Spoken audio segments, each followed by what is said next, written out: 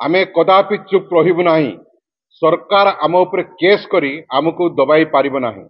नवरंगपुर जिल्ला रे विगत 3 मास मध्य गणशिक्षा विभाग हॉस्टेल एवं आदिवासी मंगल विभाग आश्रम रे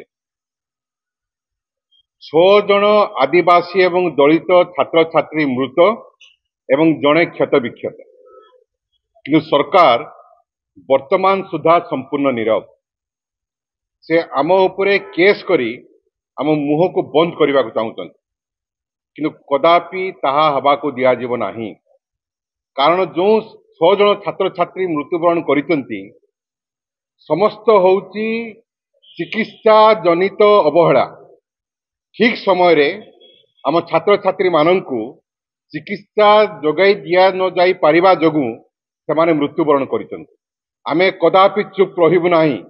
सरकार आम उपरे केस करी आमको दबाई पारिब नाही।